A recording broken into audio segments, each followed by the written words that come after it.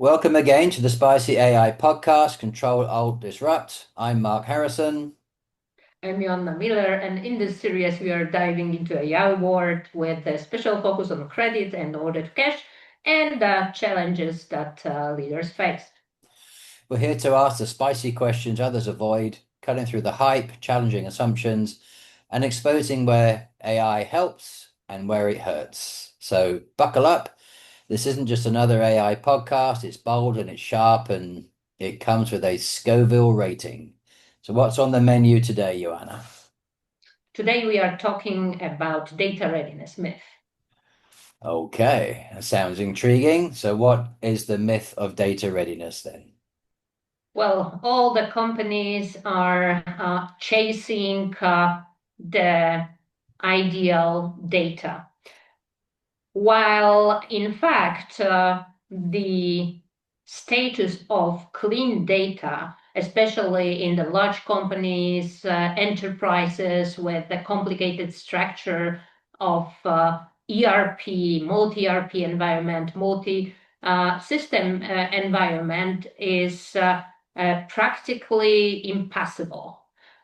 So that's the data readiness myth. So we are chasing something that is very difficult or even impossible to achieve in the real world. And many times, while chasing this myth, we're delaying decisions about, for example, implementation of AI. So you probably noticed that there is a lot of articles before you implement AI, get your data ready.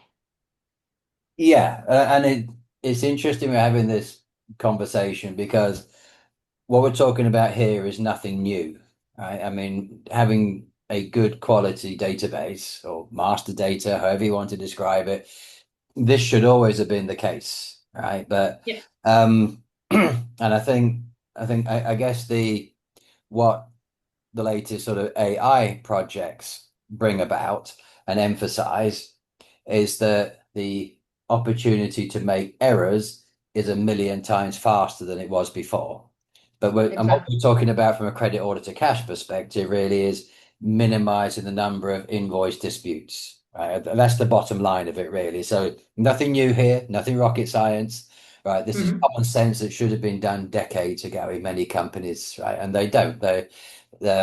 Okay, so let's go on from that then. And as we're focusing on a credit order to cash perspective, um, Mhm. do you agree with me that particularly as we're primarily focused on shared services, but not exclusively, that the credit O2C team should be leading, really leading this project, talking about master data preparation, right? You mean, I guess, the initiative to ensure the clean data, Yeah. I correct? mean, my view has always been Mhm. that every single aspect that appears on an invoice, that the credit control department, as in the whole team, um, should always have an input as to the quality of the data in the first place that manifests itself on an invoice, then goes to a customer. Because the better quality the invoices are, the better chance we have of getting paid. Right? And also a huge opportunity for cost reduction if you're not spending hours and hours and employing a lot of people on invoice disputes, fixing invoices, you got a much quicker, slicker operation.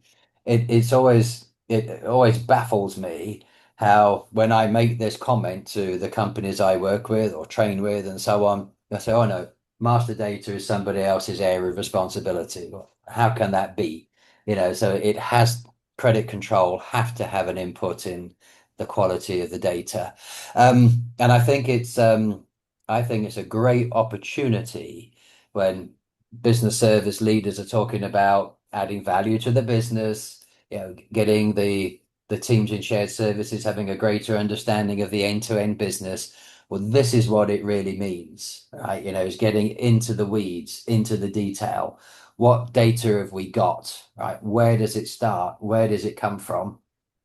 And what can we do to make sure that the majority of the information is correct when it actually turns into a sale to an invoice, right? Mhm. And I think this, The invoice that will be paid, undisputed. or not, yeah, paid undisputed, absolutely, yeah. Yeah, yeah, Let's be honest, 99% of invoice errors are caused by internal failings, right? The only invoice error that is caused externally to administration is if the goods are damaged in transit or lost or stolen or something, some physical thing that happens to the goods.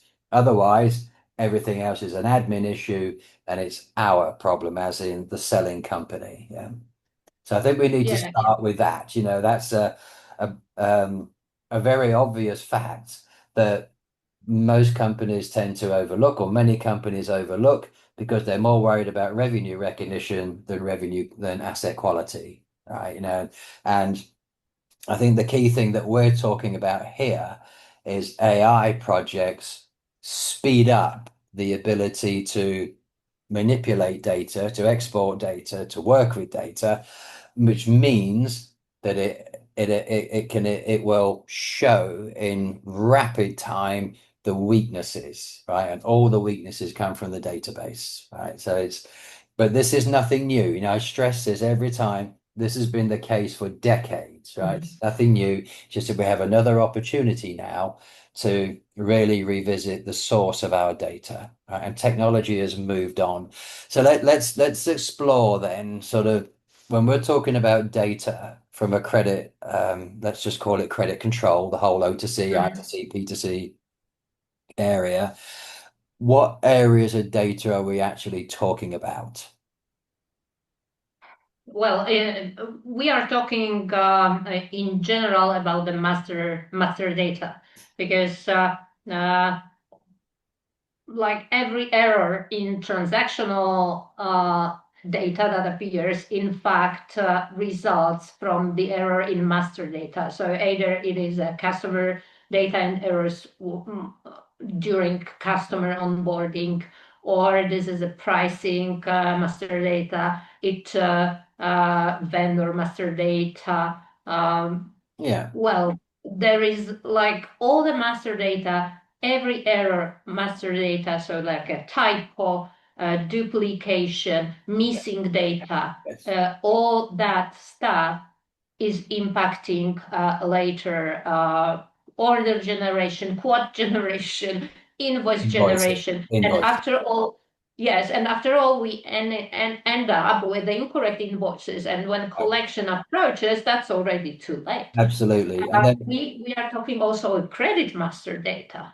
yeah, So this. yeah. I mean, at the end of the day, that's what the whole point of every company, all data, pretty well at the end of the day, the whole Mhm. point of all data, products, prices, yeah, et cetera, is at the end of the day is all about selling, and the sale manifests in an invoice, right? That's the bottom Yes. line. Everything funnels into creating an invoices which represent the transaction, the sale. Um, the always, without exception, the biggest cause of invoice errors or data errors is down to the pricing, right? That's always the biggest area, right? Almost without exception. Pricing, payment terms. Yeah, Yeah, yeah. that's the It's that communication. incorrect. Incorrect company credentials. It can be, incorrect email for the Yeah. invoices to be sent. Incorrect delivery. Oh, Delivery. absolutely. There are many areas, Well, and I think the there is so many areas. Yeah, right, sure. and again, I'm only repeating what I've been saying for decades. Um, really is the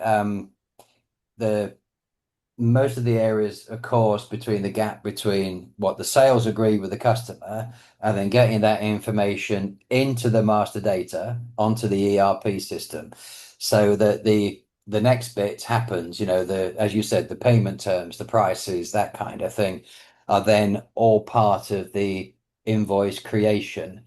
Um, Yeah.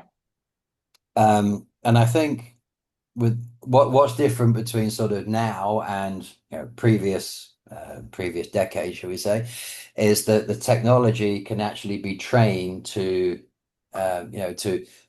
minimize the error rates. Yeah, and I think that's the reason why we're going to see now. We're already seeing it, and we're going to see more and more through the rest of the next 5 years or so, as this Mhm. particular era of technology really takes on, is that more and more companies are going to say the projects have failed. Right? I mean, we already, what is it you wrote, and we agree that 60, 70, 80% of projects are deemed to fail. Right? That's again, that's been reported through Mhm. all these analytical companies for years, SSON, etc. They've been saying this for years that you know, 70% of projects fail, right? They don't fail because of the technology. They fail because the people that are working with the technology don't really know what it is they're looking for to make sure it's right in the first place, or to challenge the service provider to say, I want this, this, this, and this. Doing what you Or did to fix before. the data, another thing. So, Yeah, mm, absolutely. Going just saying, right, as we call it plug and pray and all the rest of it.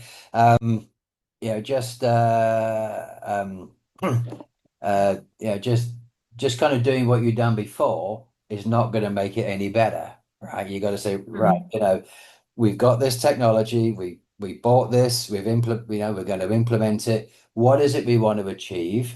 Where are we now? Right, and that's one of the critical things. Also, is this is why I make a kind of a running joke in Callisto that we're banned from using the J word, journey, right?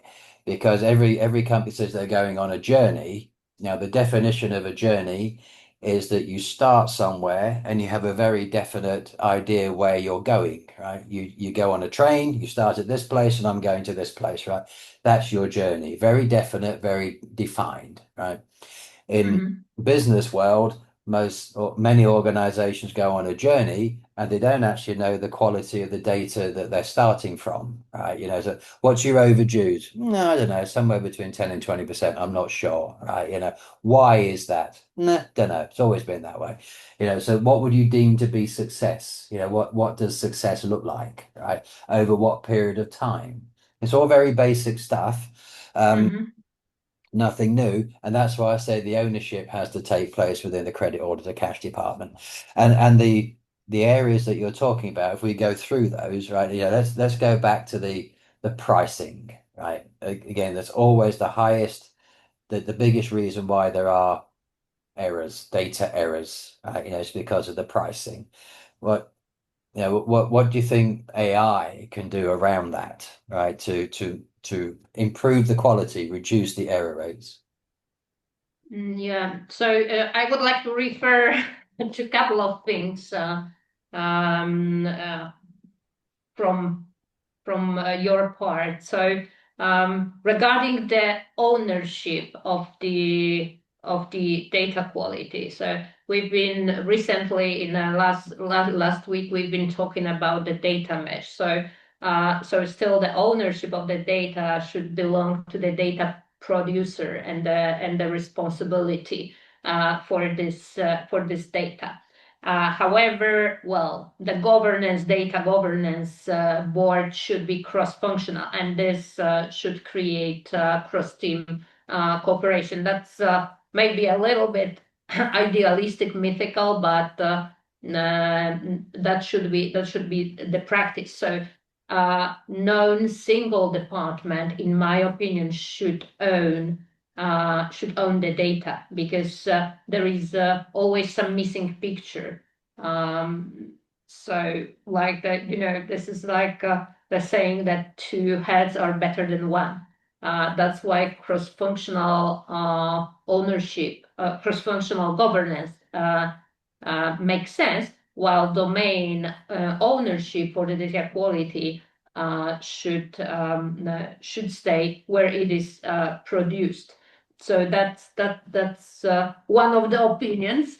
And when it comes to again data readiness myth, so the challenge is that we have kind of the companies or cannot move because the data is not ready to implement AI. But well, actually, they forget that we can engage AI to clean our data. So that's the opportunity. Instead of well, chasing the myth to fix the data with the AI help real time, or use AI in some aspects of master data creation. For example, scanning contracts or quotes for the pricing for the payment terms, etc. And executing Yeah. this data in ERP. This is one area. Another area, and there is plenty, maybe not plenty, I am exaggerating, but there is pretty a lot of companies that are specializing in real-time data cleansing. So the most popular errors created by human, and it will probably we will never, even with the increased governance, we will never be able to prevent, let's say, human errors, because they are in hurry, they are in a rush, they are distracted, and they want to do something quickly. Yeah. So they, or unintentionally or sometimes intentionally, creating the error. So I'm sure you've seen like exclamation marks or XXX or codes in the customer master data 00000. Yeah. Yeah. So And so so we are doing it but intentionally. what the technology can do is to flag up exceptions, right? Like event Yeah. what's happened before. So we can do, because, well, what we can do, we will not change human beings. So that's really really difficult. But what we can do, we can fix it. So the AI systems that are focused on the data quality, they are the best for deduplication. So many times we have duplicated companies, Mark Harrison, Harrison Mark, Yeah. or with a different code, so they can match the records and real time do the deduplication or submit this for the human overview. Another thing, like filling the missing data, it also happens real time. If the system spots, for example, the city code 0000, it is connected to the external bases and can fetch the code and fill the data. It also can see all the anomalies, nonsensical data we have many times in master And data. even So on a more practical definitely. level. So sorry, carry Yeah, no. So those are the systems that we can really engage, on. especially the large enterprises that are processing the huge volume of data should definitely do that, because we know from practice that like making human that robotic and that perfect is impossible. We are imperfect.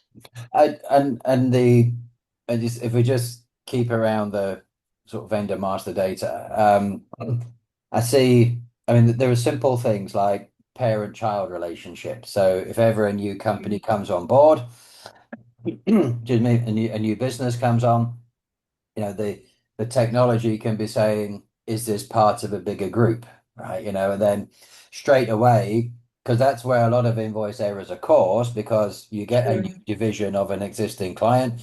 It's not tied to the mothership, the parent, if you like.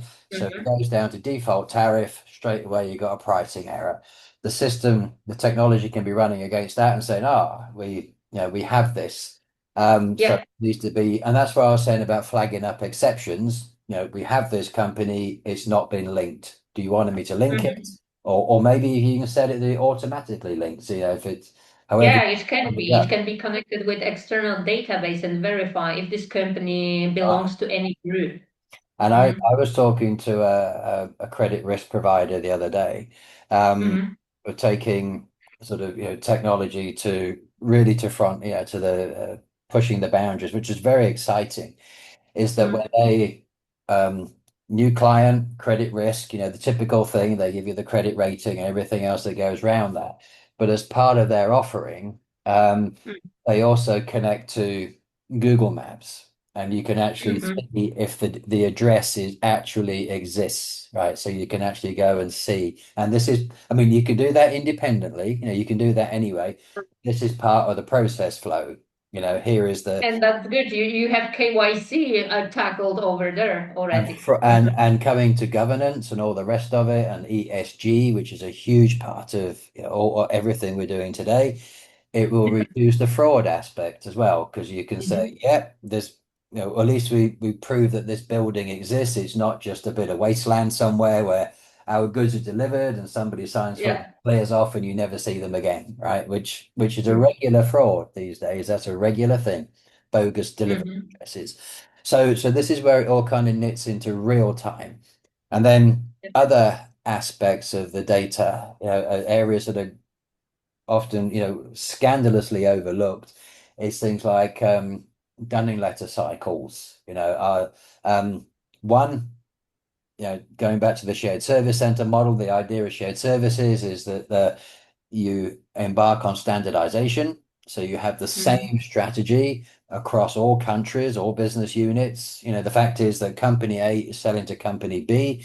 The fact that it's in Germany or France or Italy or Spain shouldn't really make a huge amount of difference. If your payment terms are 45 days in country A, then really you should be looking to have them at 45 days across countries B, C, D, E, and F as well, right?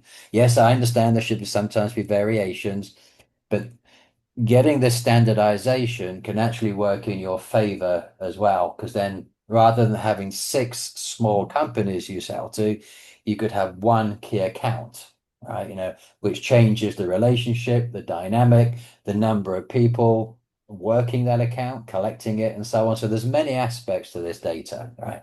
Yeah, that's exactly many aspects because then it like if you have one account, then okay. But you are talking about group in this case. Either, yeah, yeah, but it's having this Because holistic view. when you are talking about the one big company instead of six smaller, I am thinking capital concentration. so Yes, so however, risk management, uh, etc. Your company A is selling to company B. The fact they're in six different mhm. countries doesn't make a difference. If company B goes bust, it doesn't matter. Oh, it's Germany, it's France. Company B goes bust, right? And the selling company Yeah, loses true. a lot, right? But but the data readiness myth, going back to that, and you said it right at the beginning, is that it's Mm. never ever going to be 100% because it can't be. Every minute of every day it's It changing. can be. Yeah, we are producing so many data and the errors happens. Even I'm not sure if you've seen those statistics that on the I was reading that in US, like the average losses yearly because of the data errors are between 12 to 15 millions on average enterprise. Oh yeah. Loss on revenue. So this is huge, and well, we are all aware that our data is imperfect because also like the same survey says that only 67% of the companies doesn't trust their own data.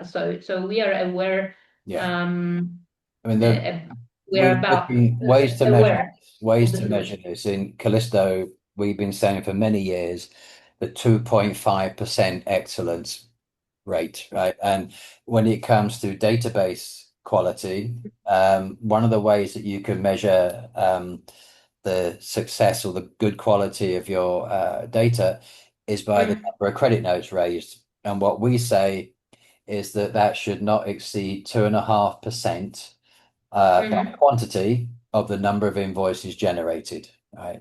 So, you raise, Quantity, yes. yeah, well, yeah, because Exactly, the value exactly. varies. But you raise 1,000 invoices, Hmm. no more than 25 of those invoices should be subject to a credit note to repair a price or, Hmm. that kind of thing.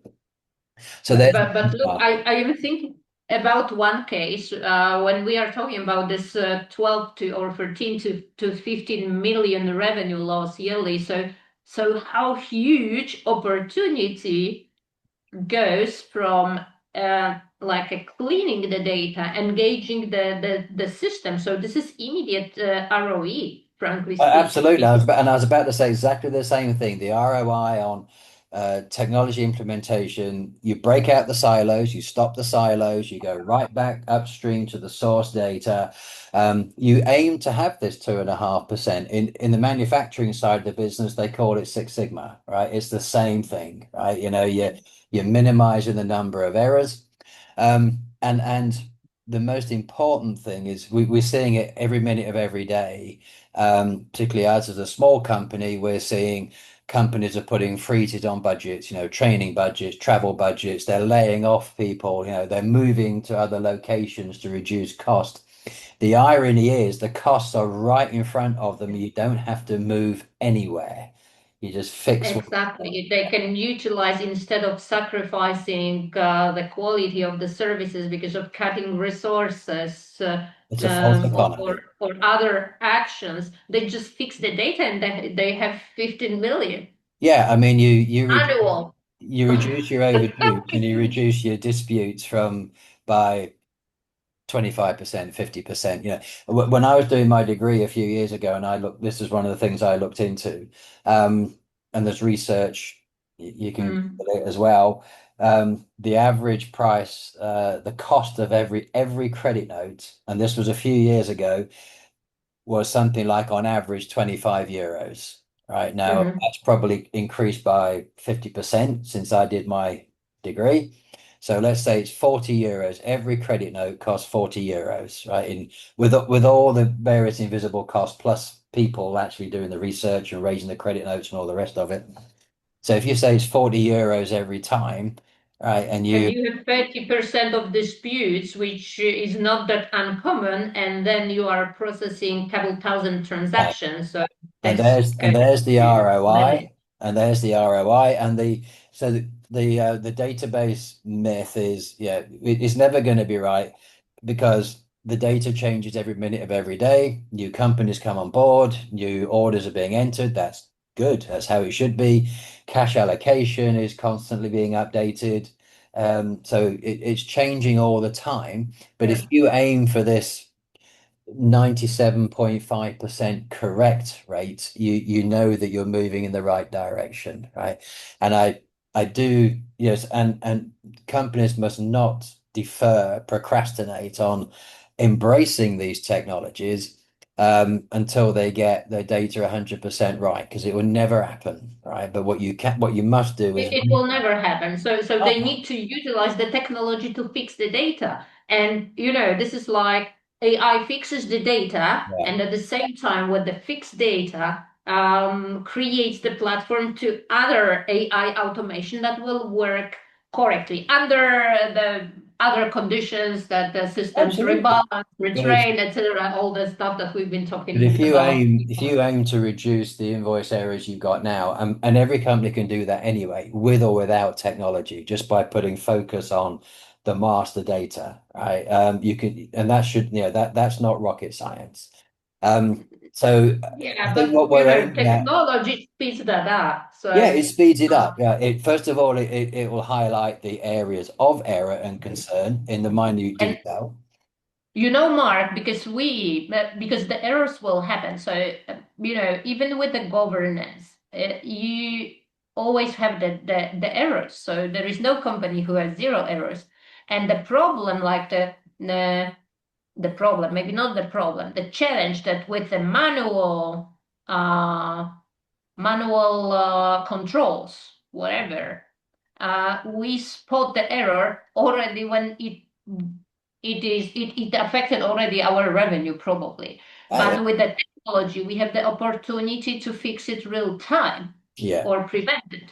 And Yeah. prevent it. That's the thing. You can have the flags, the that's what I was saying earlier about you can highlight variations from past transactions. Again, nothing new, like all the third parties today will tell you that the your customer is now paying on the 5th and they used to pay you on the 2nd. Yeah. Yeah. So there's a warning sign, etc. Again, but it's knowing what to do with that variation, right? How to react, how to respond, what to do next. I have to react. So there will be another controversy if to let people to decide because it may happen. Okay, I have no time, so I will override the alert. Another, And this but is what we mean. we This is what we mean by technology doing the boring bits, the grungy bits, and the people doing the value added. You set up the systems to tell you what it is you want it to tell you, and then the humans in the loop,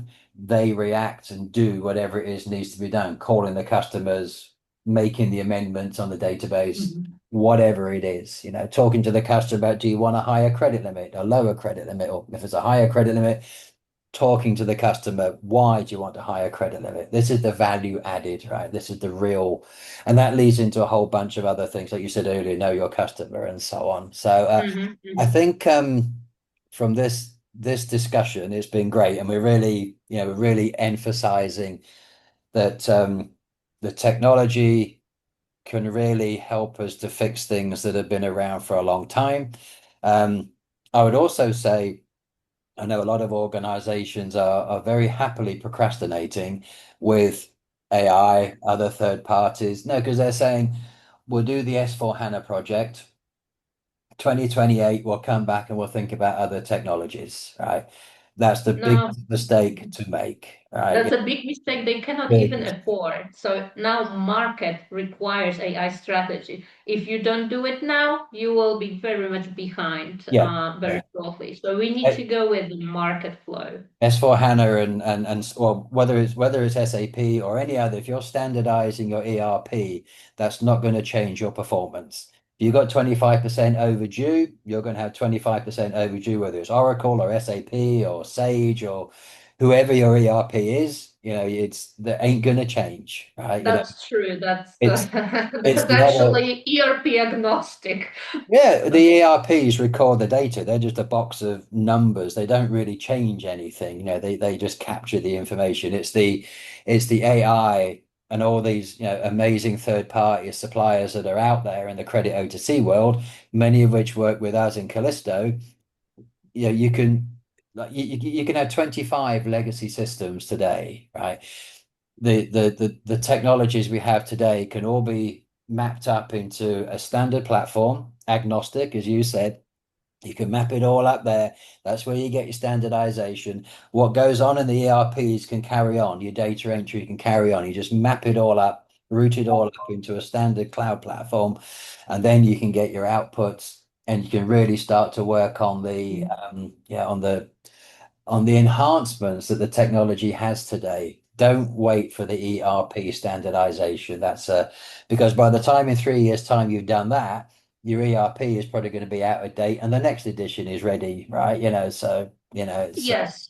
Yes, that's the paradox of ERP standardization. Mark, I think we're gonna be cut by the Zoom very yeah, and shortly, we've so exhausted the we need to wrap conversation. up. Yeah, so we Huh? will. So thank you very much. Great conversation. What have we got next time?